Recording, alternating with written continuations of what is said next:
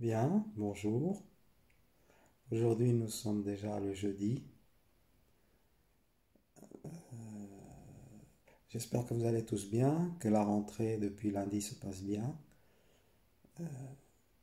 et que vous avez pris beaucoup plaisir à lire, à écouter ma première vraie histoire du Portugal qui se passe en 1962, au nord du Portugal. Aujourd'hui, on va passer à l'histoire numéro 2 et on va surtout sauter quelques années pour aller en 1969 à Peniche. Pourquoi Peniche? Tout simplement c'est parce que c'est là où, pendant plusieurs années, moi et mon frère Mimile passons des vacances d'été en colonie de vacances payées par Saint-Lazare. Oui, oui, vous avez bien entendu ce que je viens de vous dire. Payées par Saint-Lazare. Et ça va être une aventure extraordinaire. Alors surtout, ayez le temps d'écouter la vidéo entièrement, parce que à cette heure-ci, je ne peux pas vous dire combien de temps cette vidéo va durer. Ça, dépend pas, ça, ça dépendra des choses que j'aurai à raconter. Pardon, excusez-moi.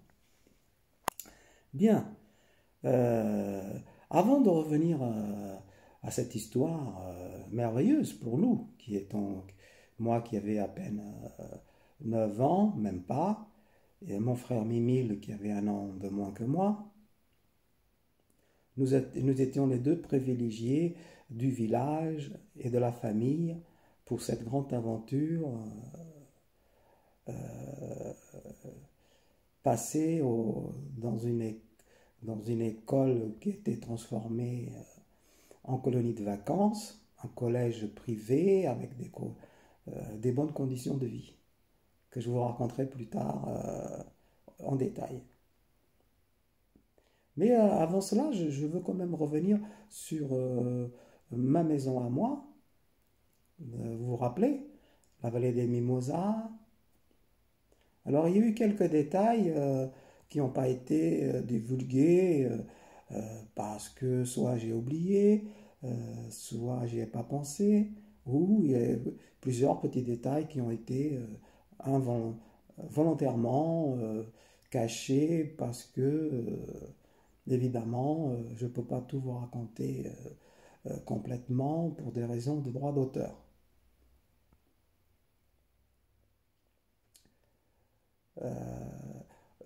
Alors, je vais vous décrire la maison voisine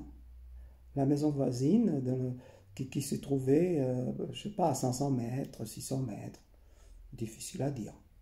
Mais comme on habitait dans une espèce de vallée en pente descendante, comme je vous ai déjà expliqué dans la vidéo numéro 1, la maison de notre voisine, évidemment, elle était un peu plus haut. Elle était un peu plus haut. Bon, il y avait une route plus serreuse hein, qui venait de l'autre ville qui se trouvait à 2 kilomètres, à 2 kilomètres à peu près. Et donc, pendant un moment donné, si on prenait cette route poudreuse, on allait tomber sur une route goudronnée beaucoup plus haut. Cette route, cette route allait vers Villa F et si vous tournez à droite, elle allait sur Sarzedas de Petit Point. Je vais quand même vous donner un détail important de mon histoire. Si je vous dis grand drame il y a 2 ans, 3 ans, le grand drame des incendies au Portugal. Ça vous parle, ça vous dit quelque chose? Eh bien, je peux vous dire que c'est bien dans cette région que je suis né et que ma famille a grandi, mes sœurs et mes frères, jusqu'en 1970, puisqu'en 1970, il se passe quelque chose, et puis en 1972, il se passe encore autre chose que je vous raconterai beaucoup plus tard, ou pas du tout, qui sera peut-être dans mes futurs livres. Ça ne dépendra pas de moi, évidemment. Ça dépend de vous qui m'écoutez déjà et, et, de, et des maisons d'édition qui voudront bien signer avec moi. Donc, je parlais des chemins et des routes. Donc, sur la droite, il y avait plusieurs façons d'ailleurs d'aller dans les deux villages principaux qui étaient autour de la forêt. Et que dans cette forêt, il y avait deux habitations qui étaient la maison de nos voisins et de nous-mêmes. Il y avait plusieurs façons. Il y avait la route, c'est vrai, mais il y avait plusieurs chemins.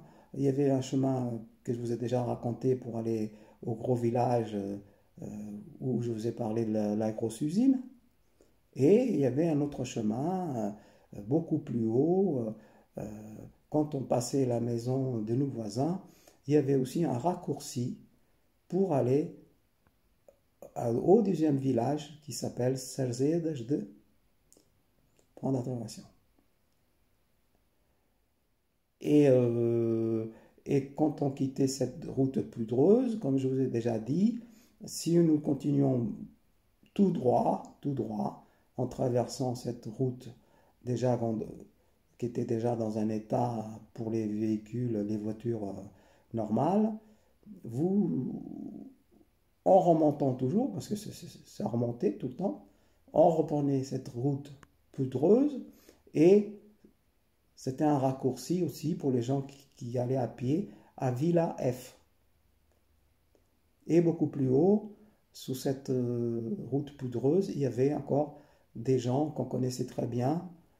Et je vous ai parlé du mouleur, cette famille du mouleur. Alors, c'était 3-4 maisons en fait qui étaient là sur ce hameau. C'était un hameau, et sur ce hameau, il y avait 1, 2, 3, 4 maisons. Et qui appartenaient tous à la même famille.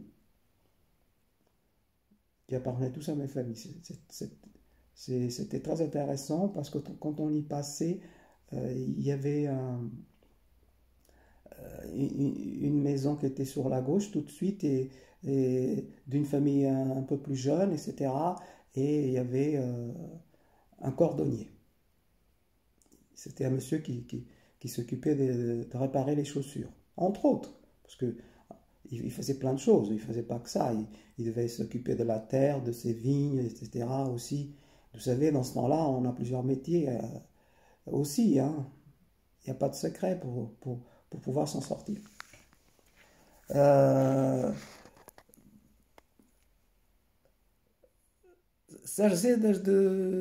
Szerzédes, la ville de Szerzédes. De V, là actuellement où j'ai encore un frère aîné qui habite. Eh oui, vous avez bien entendu. Figurez-vous que j'ai deux frères qui n'ont jamais quitté le Portugal parce qu'à l'époque, quand mes parents, quand mon père est venu nous chercher euh, dans les années 1970,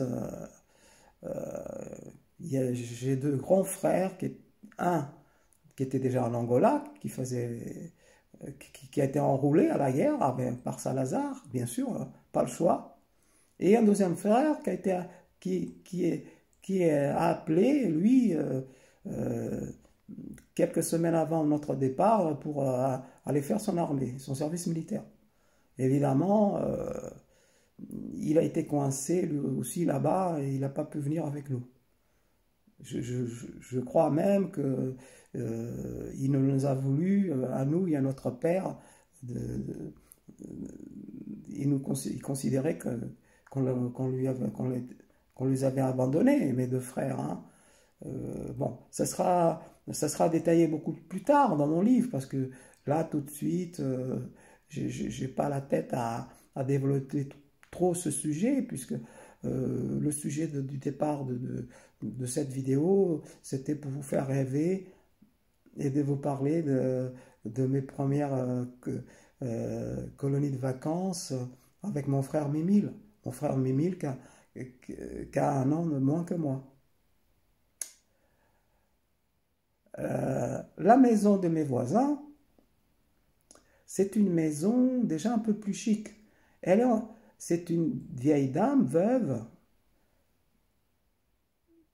qui vit dans cette maison avec un jeune couple qui ont un fils. Cette dame, elle a des origines de Lisbonne et de famille à Lisbonne. Déjà un peu plus noble, hein, beaucoup plus noble, pas du tout le style de notre famille déjà, hein. La maison, la bâtisse, elle est grande, elle a une grande allée ouverte, on arrive à un grand portail en fer, avec des murs très hauts, sécurisés, une vraie forteresse, hein. Ah oui, là, par rapport à notre maison à nous, que n'importe qui pouvait sauter par les murs ou par la porte en bois qui tenait à peine, là, ce n'était pas le cas. C'était une bâtisse déjà qui était beaucoup plus sécurisée. Sur le côté de gauche du portail, il y avait un grand bassin pour retenir l'eau de pluie et pour laver le linge.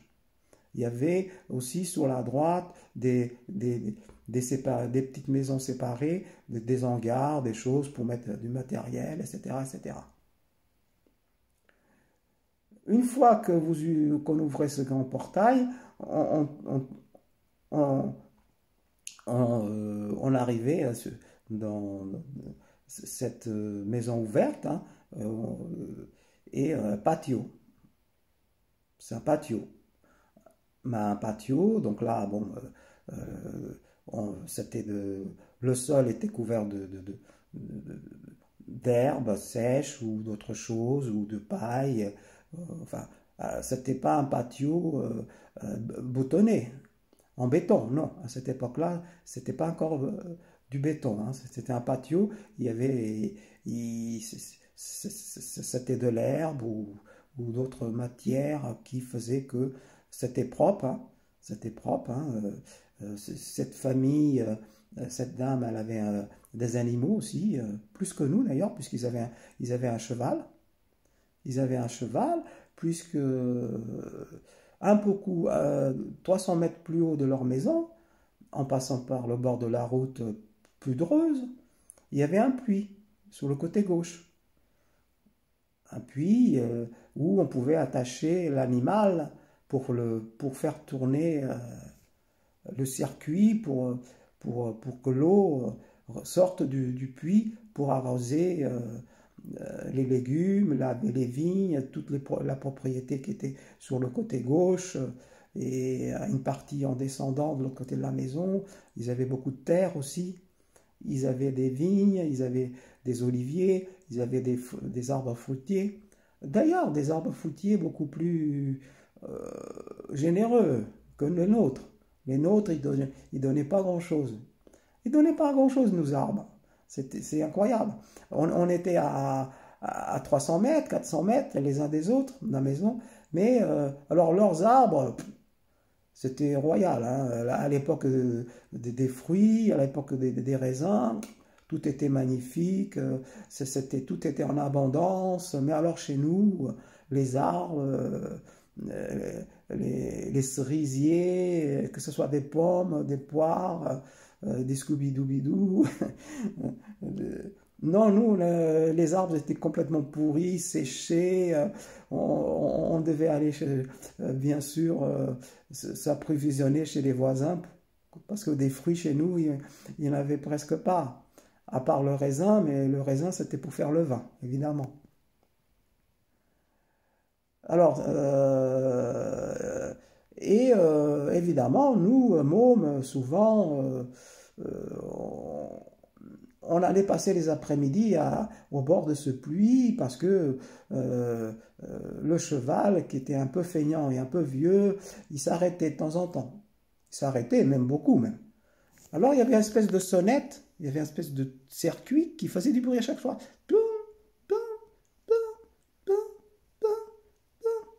Et évidemment, nous, quand on n'entendait pas ce bruit, elle s'est arrêtée de tourner. Donc, parfois, la voisine nous donnait une petite pièce et on allait passer les après-midi assis sur le bord de la route pour la faire marcher quand elle s'arrêtait. Parce qu'elle était vieille, le pauvre cheval, et il fallait que ça tourne pour que l'eau remonte vers la maison et vers les cultures pour les arroser. La jeune famille qui habitait avec cette vieille dame qui était veuve, ils avaient un garçon qui s'appelle Paolo, et ils avaient 2 filles, un peu plus jeunes, que je ne me rappelle plus le nom, là, tout de suite maintenant. Et Paolo, il était souvent avec moi, il était plus jeune, mais moi j'avais déjà quelques années plus que lui, et ça permettait aussi aux parents d'être soulagés, puisque ma mission aussi c'était de surveiller Paolo et de temps en temps aller taper sur le cul du cheval avec un petit bout de bois, pas méchant, hein, gentiment, hein, pour le faire tourner. Non, non, on n'était pas là en train de le taper comme un malade, non. Et puis parfois, on n'avait même pas besoin de le toucher. Il suffit qu'on remonte un petit peu la pente, qu'on arrive vers lui, une petite tape sur la fesse, et puis il continuait à tourner pour approvisionner l'eau pour le jardin et la maison et tout ce qui va avec. Cette maison, donc, que je vous parle de mes voisins, bon, elle était beaucoup plus chic. Déjà, on est arrivé, il y avait le patio, après il y avait une espèce d'escalier qui montait. Et donc, tout se trouvait à l'étage, en hauteur, puisqu'en bas, au rez-de-chaussée, c'était les remises, la cave sur la gauche pour le vin, pour les jambons, pour les saucissons, une grosse cave, hein, une grosse. Hein. Et il y avait une espèce de couloir ouvert sur la gauche avec plusieurs étables, etc. Et alors il y avait la place pour le cheval, pour les cochons. Ils avaient aussi des moutons, une ou 2 chèvres. Ils avaient des poules aussi. Enfin, et toute la partie basse, c'était pour les animaux aussi, pour les animaux. À cette époque-là, ça se faisait beaucoup parce que, comme ça, les habitations principales étaient en hauteur et les animaux chauffaient aussi, en quelque sorte, la maison, hein, puisqu'il n'y a pas de chauffage central. Et donc, ça permettait d'avoir un peu de chaleur des animaux du bas. Et toutes les maisons à la campagne, vraiment à la campagne, elles étaient construites un peu sur ces modèles-là. Alors, donc il y avait un escalier en béton qui montait très très à pic. Il y avait peut-être une vingtaine de marches, je ne sais pas, peu importe. Et on arrivait dans une espèce de couloir ouvert, qui faisait tout le tour comme ça, c'est très très de la maison, qui allait de l'autre côté, parce que de l'autre côté il y avait une espèce de véranda où on fait sécher les maïs et tout, et les haricots secs. Et donc il y avait ce couloir ouvert comme ça, qui faisait une espèce de boucle, et la partie habitable, elle était du côté gauche. Toute la partie habitable côté gauche. Même quand ça tournait un petit peu. Et sur la gauche, il y avait la cuisine. Et par rapport à chez moi, cette cuisine, elle était magnifique. Bon, elle était déjà faite, elle était plus moderne. Elle avait une pompe à eau où la voisine pouvait avoir de l'eau directement dans sa cuisine pour faire la vaisselle, pour faire sa soupe, pour faire ses légumes. Enfin bref, c'était déjà d'autres conditions de vie. Les chambres, elles étaient déjà beaucoup plus modernes, beaucoup plus habillées que chez nous, hein. Les matelas, ils étaient faits différemment, il y avait plus de décorations, on voyait que déjà qu'il y avait plus d'argent, que, que cette dame veuve, elle avait de la famille à Lisbonne et que... puis ils avaient des terres et donc à l'époque, la terre apportait aussi de l'argent. Il y avait de la vigne, il y avait des oliviers, et comme vous savez, au Portugal, les oliviers, c'est très important, surtout dans cette région, qui est une région très pauvre, toute la région de Leiria, toute la région de Leiria, distrito de Figueiró dos Vinhos, toute cette région est très pauvre, comme vous avez pu le remarquer par rapport aux incendies qu'il y a eu il y a quelques années. Et évidemment, on passait beaucoup de temps dans cette maison, souvent, quand on passait devant. Et quand on allait à l'école, on n'avait pas besoin de passer devant notre voisine, puisqu'il y avait un autre chemin, beaucoup plus court, que je vous ai déjà expliqué dans la première vidéo. Mais parfois, on allait surtout au deuxième village faire nos provisions, à Sergés de Vasco. Et donc, on passait pour faire les courses, pour faire le marché, pour aller au marché le dimanche, on passait devant nos voisins, etc., etc. C'était des voisins extraordinaires, bien sûr. On était très, très épaulés, très unis dans les difficultés. Vous pensez bien qu'à l'époque, pour les vendanges, pour la cueillette du maïs, etc., il y avait souvent des aides. On s'entraidait. Moi, j'ai passé des nuits et des nuits chez la voisine en train de défaire les pines de pain, des nuits, des nuits, des nuits. Et eux, pareil, ils venaient à la maison, chez nous aussi, et on s'entraidait comme ça, on passait des soirées entières en train de défaire la pine de maïs ou autre chose. Ça pouvait être des haricots, ça pouvait être autre chose, hein. Mais c'était des soirées magnifiques parce que les gens chantaient, on parlait et on passait les soirées comme ça. Il n'y avait pas de télé à l'époque, hein. Eux, peut-être qu'ils avaient une radio parce qu'ils étaient déjà un peu plus riches.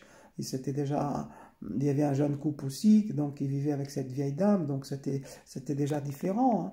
Nous, à cette époque-là, on n'avait même pas une radio. Pas une radio. Pas de radio, pas de musique. La musique, on l'entendait des fois quand on allait chez l'épicier faire nos courses, parce que chez l'épicier, il y a une télé qui est là, dans une salle, ou une radio qui fonctionne, parce que dans ce temps-là, l'épicier faisait souvent café, et ça existe encore, hein, des épiciers qui font café, épicier, ils faisaient les deux en même temps. C'était vraiment, c'est vraiment ce qui faisait vivre le village. Et le dimanche, vous y avez en matinée, il y avait déjà des danses folkloriques à la télé, des choses comme ça. Et l'après-midi, c'était du football pour les hommes qui allaient passer avec leurs copains toute l'après-midi le dimanche.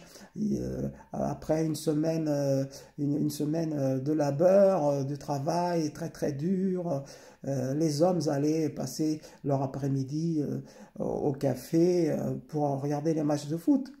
C'était la petite publicité de Salazar, c'était sa politique pour endormir les pauvres.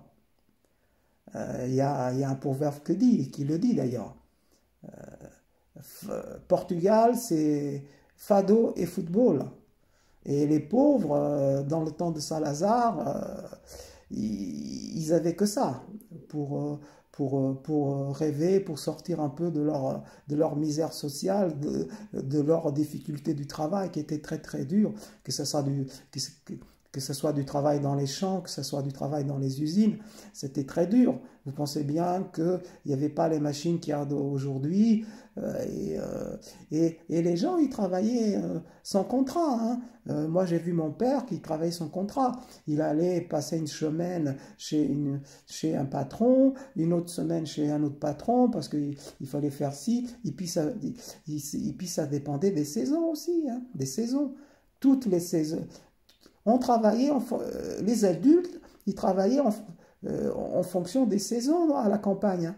Ils avaient 1 ou 2 semaines pour aller ramasser des olives, 1 ou 2 semaines pour aller faire les vendanges, après c'était pour les pommes ou pour autre chose, après fallait labourer la terre, après il fallait semer le maïs ou le blé, et tout était comme ça. Et en plus, dans cette région que je vous parle, il y avait quelque chose que les hommes faisaient et que mon père a fait avec mon grand frère, c'est parcourir les forêts pour ramasser la résine de pin. Mais avant de ramasser la résine de pin, il y a toute une technique qu'il faut faire. Il faut faire toute une tournée dans les forêts. Déjà, tous les sapins ne peuvent pas être comme ça, mis avec le petit pot qui coule, avec la résine. Et il faut savoir choisir déjà le sapin qui est en âge de pouvoir sortir sa résine. Et puis, il y avait une technique pour poser le pot, pour tenir le pot en terre cuite. C'était des petits pots en terre cuite qui en suspendaient à notre hauteur, à la hauteur d'un être humain, et qui en faisaient une espèce de petite fente sur l'écorce du bois pour que la résine sorte tout doucement, tout doucement. Mais après, il fallait retourner vider ses pots.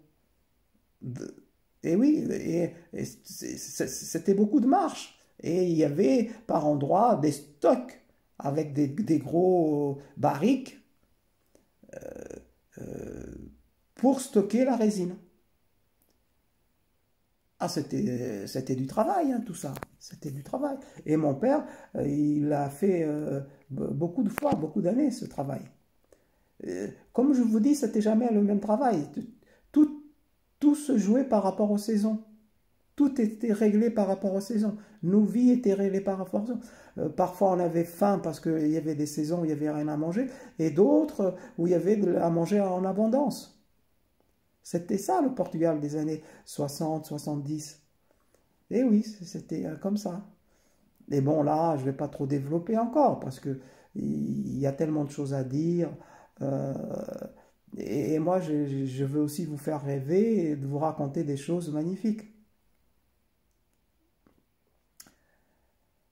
Figurez que en 1969, quelques mois, avant nos vacances d'été, de mon frère et de moi, Mimile, la maîtresse donne rendez-vous à ma mère. Ma mère se déplace avec moi un matin en allant à l'école. Bien sûr, moi, j'ai pas eu droit à la discussion avec la maîtresse, hein. Non, non, non, ça se passait pas comme ça. Les enfants restaient dehors de l'école et puis c'est ma maman qui rentrait et puis qui allait discuter avec la maîtresse. Mais bon, pour une fois que c'était pour une bonne nouvelle, bon, évidemment, j'étais au courant de rien, hein. De rien du tout. Ma mère, après quelques minutes, sort de l'école et on reprend le chemin de retour, hein, évidemment, hein. Et elle commence à me dire, vous allez pouvoir bientôt partir au bord de la mer, toi et ton frère. Si vous êtes sage, si vous faites ci, elle a commencé à me faire une liste de travail et tout. Ouh là!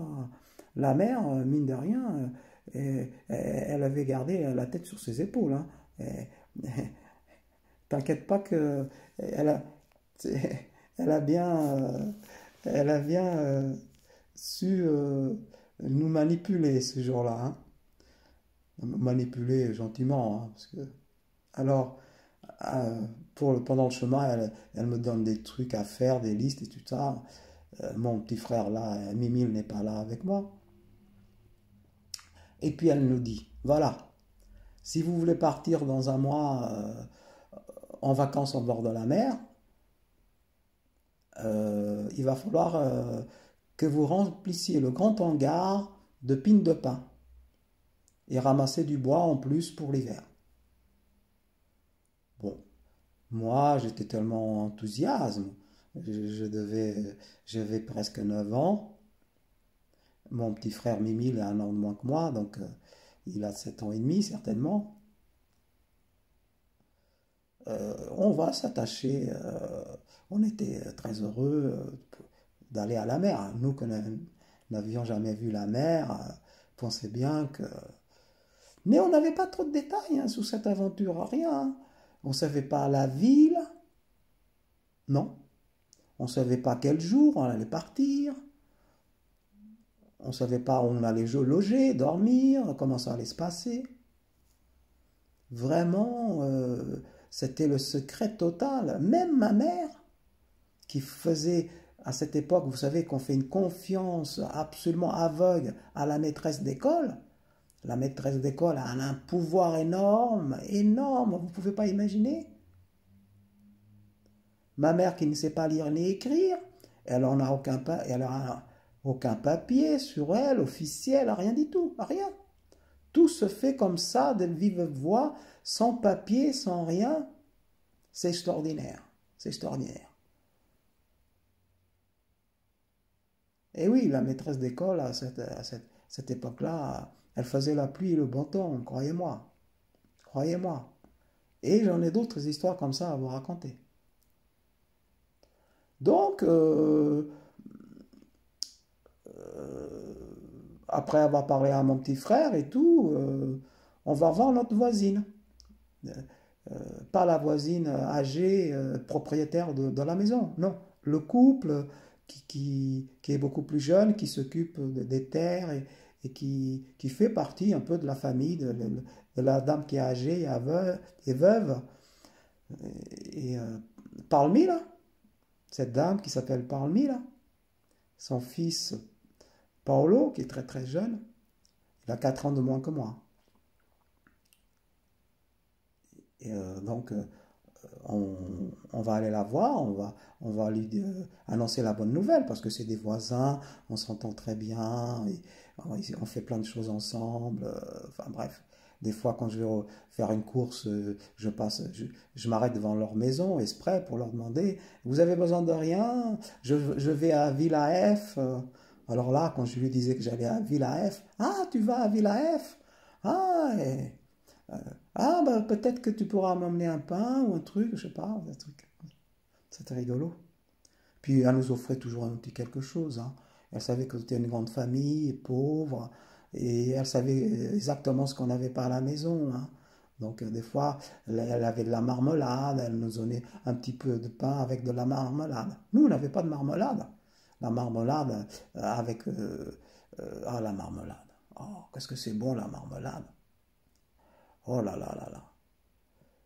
La marmelade de coin. Vous avez déjà mangé la marmelade de coin portugaise? Pour ceux qui ne connaissent pas le Portugal, ah, qu'est-ce que c'est bon, la marmelade de coin. Ah, vous voyez, rien que ça, chez la voisine, pour nous, c'était le paradis. Le paradis, il ne nous en fallait pas plus, hein. La marmelade de coin, les enfants. Génial, génial, génial. Et donc, on s'installe, on parle comme ça pendant 5 minutes, et, euh, et à un moment donné, elle nous propose un deal.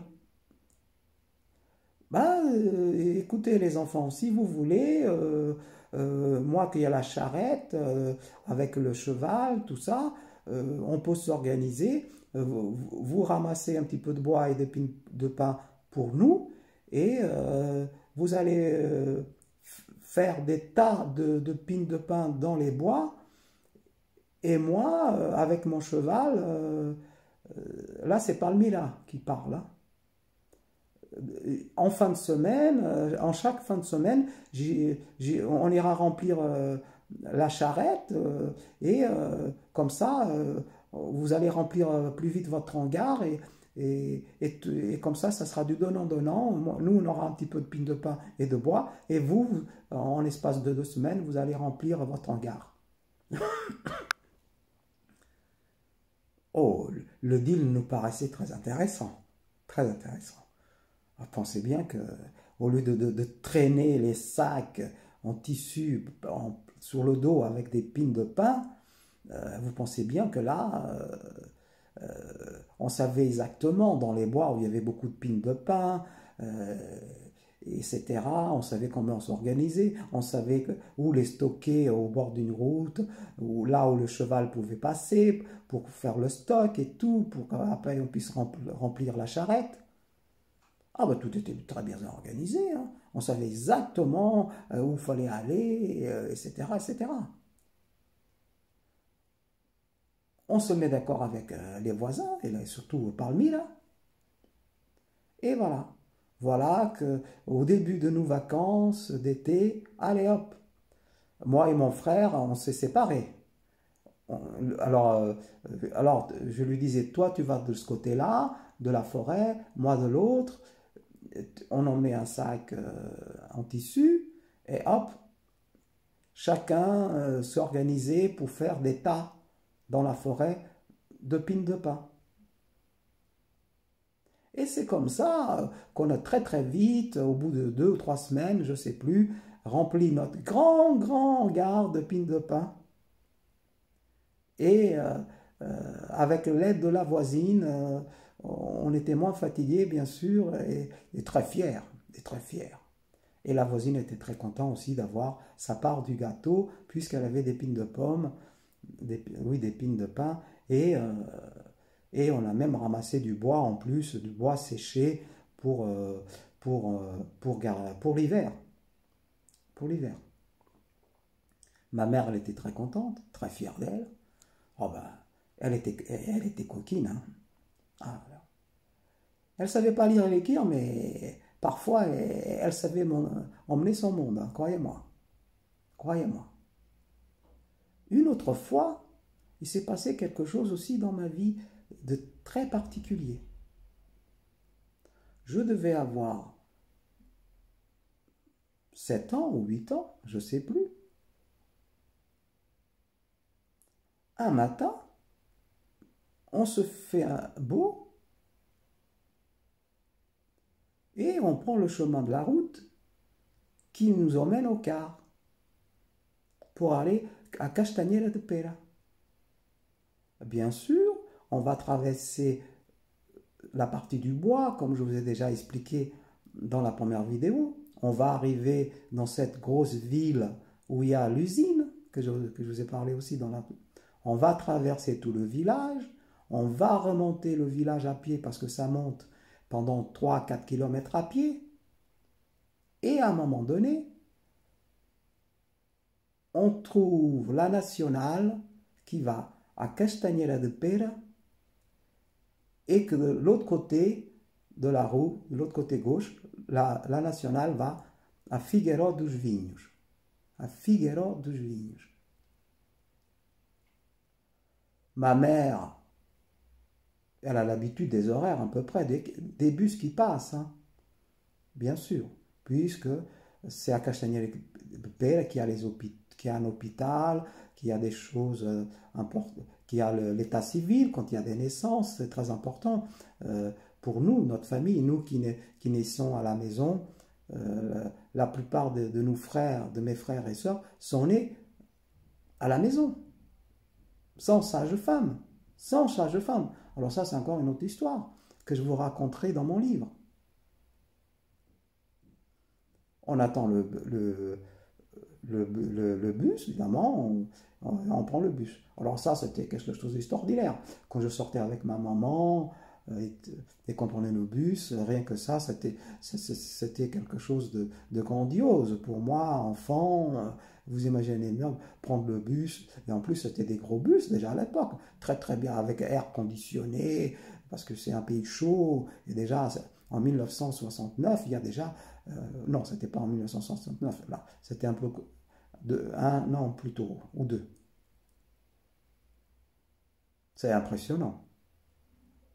Puis évidemment, on aime bien regarder quand on est un enfant à travers la vitre, on voit les gros sapins au bord de la route, les gros sapins.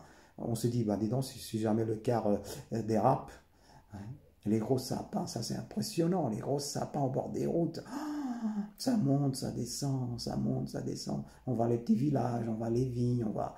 Je, je me régale, moi, c'est très beau. C'est très beau. Mais ma mère, ma mère me dit rien. Suspense. Je ne sais pas du tout pourquoi elle m'emmène à Castagnera de Pera. Silence radio. Et moi, apparemment, je ne crois pas lui avoir posé beaucoup de questions sur ce voyage.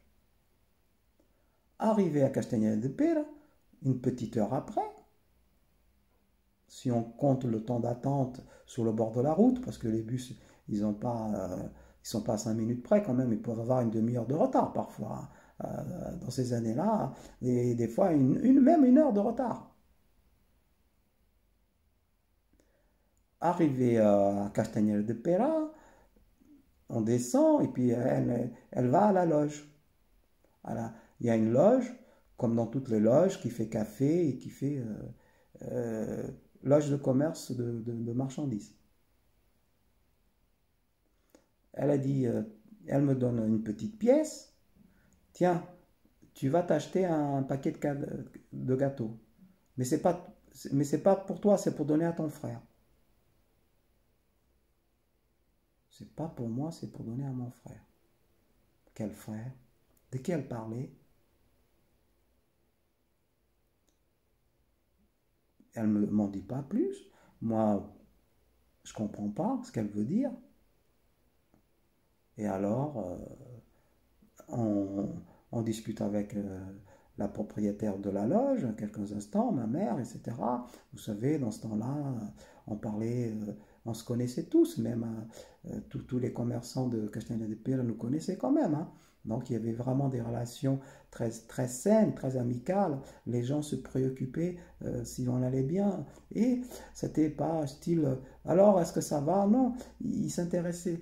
Quand il y avait un mot qui sortait de leur bouche, aux gens dans ce temps-là, on voyait qu'ils étaient, qu'ils aimaient savoir qu'on allait bien et que parce que tout le monde savait qu'on était une grande, grande famille avec beaucoup d'enfants et qu'on était très pauvres, etc. Et les gens, quand ils nous demandaient des nouvelles à mes parents ou à nous, c'était sincère. Ils étaient vraiment très sincères.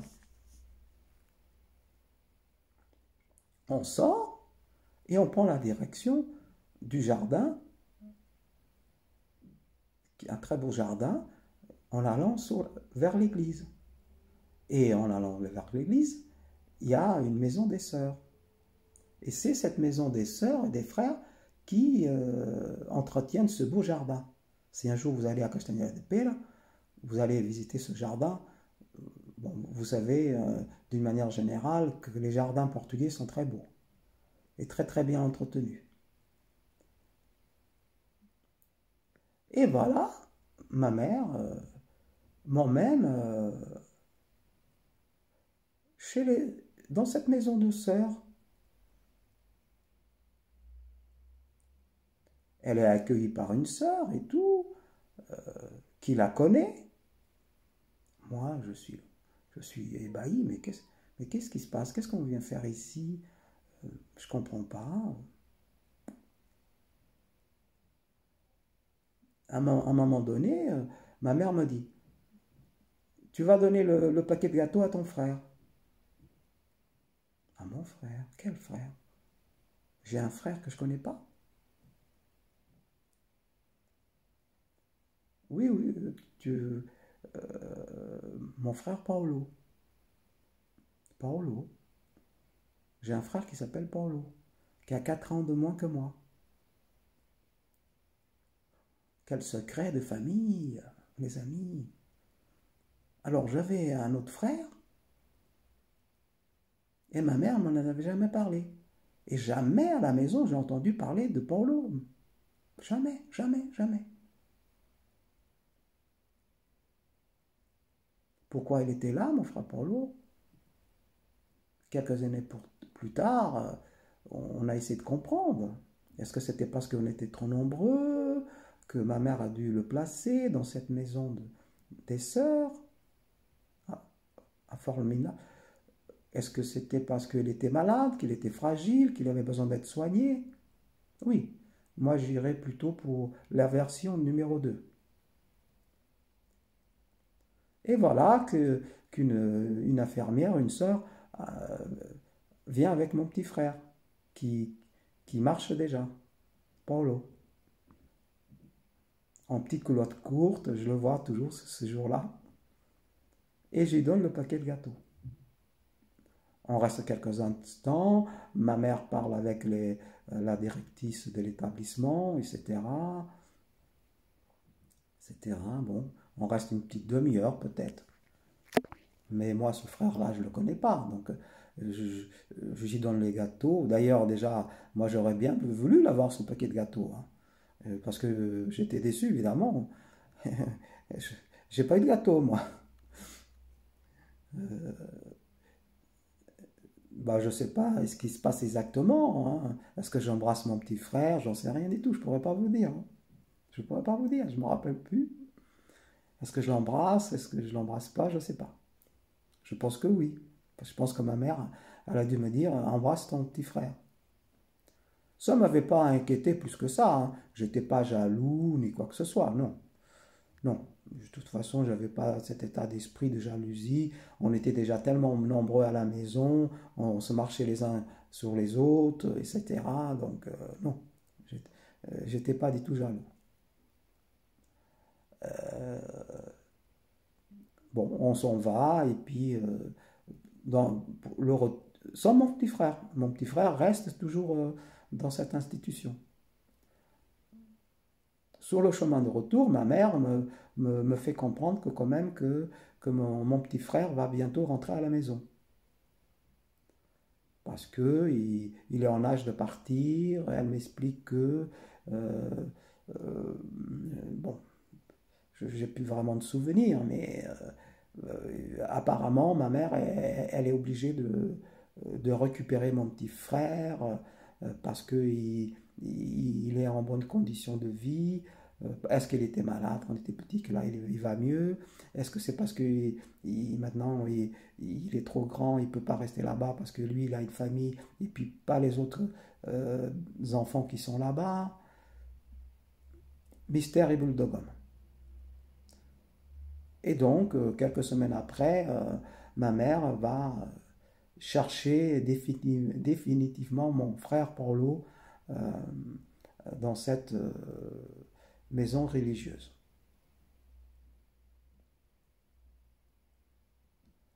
On avait une bouche de plus à nourrir à la maison. Et puis, euh, et puis moi qui étais plus vieux, j'avais des consignes de surveiller mon petit frère, etc. Ma mère a déchanté très vite parce que elle pensait que mon petit frère était déjà propre sur lui, qu'il fe- qu'il faisait, qu'il ne faisait plus pipi au lit, qu'il ne fait plus pipi dans sa petite culotte et tout. Mais ce n'était pas le cas. Mon petit frère, il n'était pas tout à fait propre à l'âge de 4 ans. Ma mère, elle était très embêtée avec cette histoire. Non, ma mère n'était pas la vieille dame du roman Poil de carotte, non. Elle n'était pas méchante. mais ça lui donnait du travail en plus, parce que déjà, elle lavait tout le linge à la main, etc. On était très nombreux, et donc, bien sûr, ça lui faisait par plaisir que mon petit frère ne soit pas propre à la 4 ans, parce que ça, il y avait des dépenses en plus à faire. Et donc, ma mère, elle n'était pas méchante, mais elle pensait que, effectivement, c'était quand même très ennuyeux. Très ennuyeux. Bon, parlons de ce voyage. Parlons de ce voyage à Péniche. Un mois après, puisque l'été, on avait 2 mois de vacances, un mois après, voilà, on se prépare pour prendre le bus qui nous emmène, qui est prévu, tout est prévu, on n'a pas de papier, on n'a rien, mais tout est prévu. Donc on ne fait même pas une grosse valise, rien du tout, on n'en a pas. On n'a pas de liste d'objets ou de vêtements à emmener. La maîtresse, elle a dû dire à ma mère, là-bas, il y a tout ce qu'il faut, vous inquiétez pas, même pour le linge, les vêtements, tout, vous inquiétez pas. Donc on est parti avec un rien. Quasiment rien. Juste les vêtements qu'on avait sur nous. Nos premiers habits.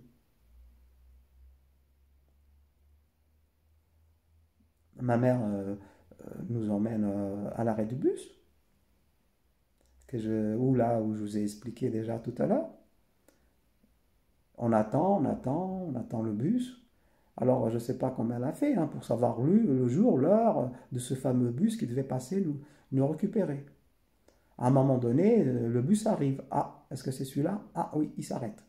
Effectivement, il y a un adulte qui sort. À l'intérieur, il y a déjà d'autres enfants, bien sagement assis, qui attendent le départ aussi. Nous, on est les seuls du village et des environs. Moi et mon frère, on est les seuls à monter dans ce bus. Alors que on n'est pas les seuls pauvres, mais on est les seuls. On a été choisis par le gouvernement, par l'éducation nationale portugaise, par Salazar, par je ne sais pas quoi. Et on était les seuls à profiter d'un mois de vacances tout payé au bord de la mer. C'est génial, non? Et ça a duré pendant 3 ans, cette histoire. Ça en a fait des jaloux. Je vais vous dire que mes deux grands frères, C et M, eux qui travaillaient déjà à l'usine, ils devaient être un peu jaloux quand même de cette histoire. Mais eux, ils n'avaient pas droit. Ils avaient déjà sorti des écoles. Voilà. Et là, c'est la grande aventure qui démarre. On s'installe dans le bus et tout. Bon, on avait l'habitude de prendre les bus pour aller à la Castagnera de Pera. Mais là, c'était pas pour aller à la Castagnera de Pera. C'était pour aller à Péniche, au bord de mer. Péniche. Et vous connaissez Péniche? Oh, Péniche. C'est une ville de pêcheurs, évidemment. Une grosse ville. Et maintenant, bon, dans le temps, c'était la pêche, que la pêche. Les gens disaient quasiment que de la pêche. Il devait y avoir des usines pour les boîtes de conserve de sardines, certainement, des choses comme ça. Mais là, maintenant, dans les années de 2020, il y a la pêche, mais il y a aussi le tourisme, parce qu'il y a autour de Péniche, il y a des très beaux endroits pour faire du surf. Et c'est connu mondialement, il y a des Américains, il y a des gens du monde entier qui vont autour de Péniche pour surfer.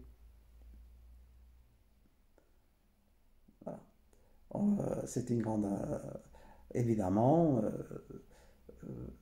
nous et mon frère, on monte dans ce bus, mais on ne sait pas où on va. On sait qu'on va au bord de mer, mais on ne connaît pas le nom de la ville, on va dormir où, dans quelles conditions. On nage complètement dans le brouillard, moi et lui. Mais on ne va pas être déçu, parce que arrivant à Péniche, quand on voit le bâtiment, c'était presque dans le centre-ville, et on voit cette école fermée en forme d'arrondi sur plusieurs étages. Oui, parce que c'était une école hein, que le gouvernement utilisait l'été en colonie de vacances.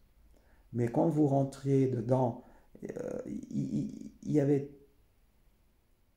tout indiqué que ce collège, l'été, servait de colonie de vacances.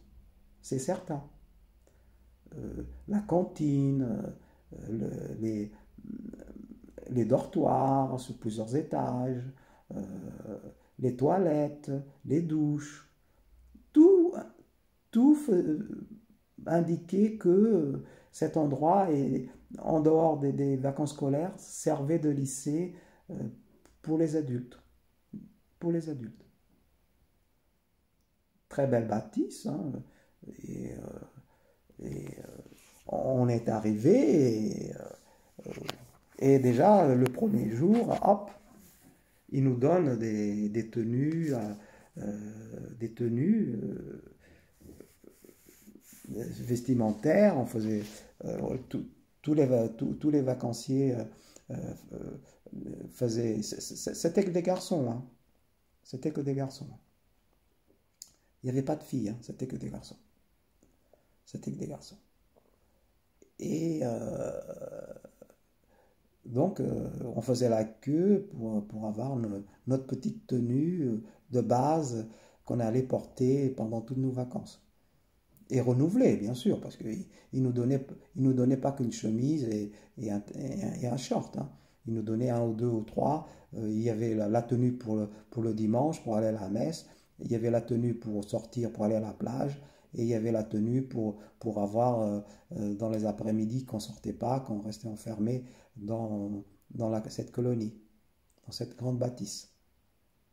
C'était très bien organisé. On avait même nos prénoms sur la chemisette. Tout ça fait sur place. On était très très beau avec notre petite chemisette et notre petite tenue à manches courtes. On était très beaux tous. On était très beaux.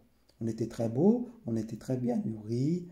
On avait des conditions royales. Hein. Nous qui habitons dans une maison sans eau, sans électricité, avec des matelas en paille qui est très dur. Et vous imaginez bien, on rentre là-dedans, on mange bien. Le petit matin, on fait la queue pour entrer dans la cantine. On fait la queue l'après-midi pour avoir le sandwich à 4 heures et tout. Oh, c'est génial. On avait un gros sandwich à 4 heures pour le goûter, avec de la confiture. Alors pour nous, c'était extraordinaire, moi et mon frère. Tellement, déjà, on n'avait pas ce genre de pain à la maison. On n'avait pas de la baguette comme ça, des choses comme ça. On mangeait du pain de maïs. Ma maman, elle faisait du pain de maïs. Très très vite, on sympathise avec le directeur et sa femme et sa fille de l'établissement. Moi et mon frère, nous avons été les chouchous pendant toutes ces colonies de vacances.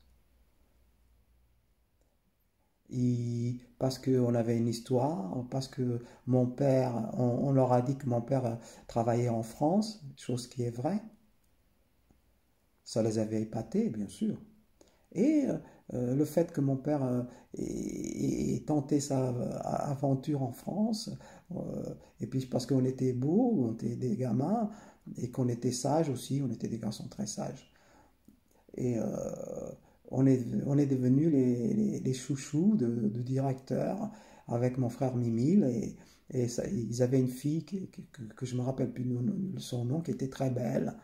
Et même quand on allait à la plage pour nager, pour s'amuser dans le sable, ou quand on faisait des promenades, ou quand on allait au théâtre des Guignols le dimanche, etc., etc. Sa fille, elle était toujours avec nous, on discutait à la plage quand on ne se baignait pas, on allait vers la directrice ou le directeur, on discutait de tout, de rien. Ils étaient vraiment... ils étaient adorables avec nous, ils nous trouvaient intéressants, parce qu'on était une famille nombreuse, très nombreuse, parce que mon père travaillait en France. Et tout le long, et même après les autres années, quand on est retourné, c'était toujours le même directeur et la même fille qui avait grandi un petit peu comme nous. Et à chaque fois, c'était le vrai bonheur de les retrouver. Oui, oui, c'était magnifique, magnifique. Ah là là là. Nous qui n'avions jamais vu la mer, moi et mon frère, évidemment, on savait déjà nager, puisqu'on avait la rivière, donc on savait déjà nager. Mais bon, on- euh, la mer, c'est pas la même chose, hein. On était quand même prudent, hein. Alors bien sûr, on côtoyait les pêcheurs au bord de la plage avec leurs filets et tout. Ils avaient les bœufs à l'époque euh, pour tirer les filets, pour tirer les bateaux, pour les mettre à l'abri de la marée, etc.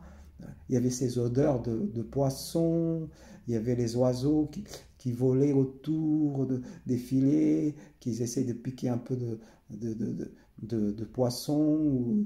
Ils étaient là autour, il y en avait tous les, les oiseaux, vous savez, as gaivotas. Em português, diz as gaivotas. As gaivotas. Oui, c'était extraordinaire. Extraordinaire pour nous. Vous vous rendez compte que malgré la période de Salazar, malgré toute cette pauvreté qu'il y avait dans le Portugal, malgré, enfin nous qui étions des enfants, on se doutait de rien par rapport à Salazar, on ne savait pas grand-chose, on était trop jeunes. Tout ce qu'on voyait, c'est dans les livres d'école, sa photo, et sa photo sur les murs, sa photo dans les livres. Mais après, l'histoire de Salazar, moi j'étais trop petit, je ne l'avais pas encore étudié à l'école. Mais la maîtresse, elle a tout fait. C'est elle qui a tout fait le boulot. C'est elle qui a fait les démarches et tout. C'est elle qui a dû euh, dire à cette famille, elle est très pauvre, ils ont beaucoup d'enfants, ce serait bien qu'ils puissent profiter de ça. Et, et voilà. Et c'est comme ça qu'on a passé des vacances d'été en 1969 à Péniche et après par 3 fois de suite. Et tout ça payé par l'administration portugaise, mesdames et messieurs. C'est pas beau la vie parfois. Je vous embrasse, je vous souhaite une très bonne journée et je vous dis à très bientôt. Adeus, um grande abraço, beijinho, tchau, tchau.